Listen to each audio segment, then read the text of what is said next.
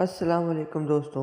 जैसा कि आपको पता है कि सरफराज अहमद पाकिस्तान टीम के नायब कप्तान भी रह चुके हैं और अब वो न्यूजीलैंड के खिलाफ सीरीज़ भी खेल चुके हैं और सरफराज अहमद ने अपने नाम एक बड़ा एजाज़ किया है।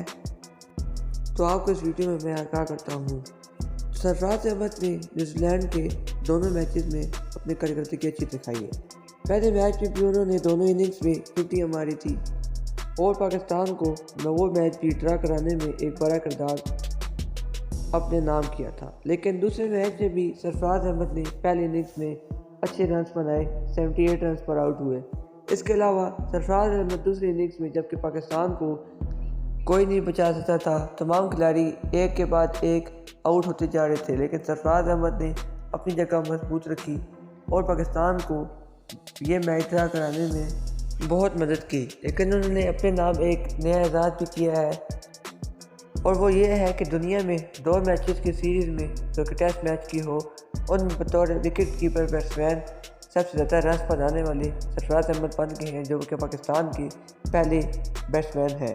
उन्होंने न्यूजीलैंड के खिलाफ 2 मैचेस की सीरीज़ में 335 रन बनाए हैं। इससे पहले जिम्बाब्वे के एंडी फ्लावर ने इंडिया के खिलाफ 2000 में 540 रन बनाए थे। उसके बाद फिर एंडी फ्लावर ने 2001 में साउथ अफ्रीका के खिलाफ 422 रन बनाए। उसके बाद तीसरे नंबर पर सरफराज अहमद बन गए हैं, जो कि न्यूजीलैंड के खिलाफ 335 रन बनाने वाले तीसरे बड़े विकेट कीपर बैट्समैन बने हैं।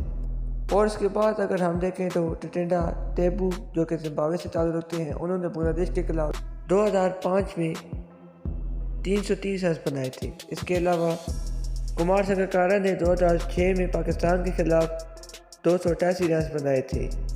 और इसके अलावा अगर हम पाकिस्तान के विकेट कीपर्स की बात करें जिनकी बैटिंग एवरेज सबसे ज़्यादा रही है, तो सरफराज अहमद और मोहम्मद रिजवान की बैटिंग एवरेज बराबर हो गई है, जो कि 38.85 रन की रही है।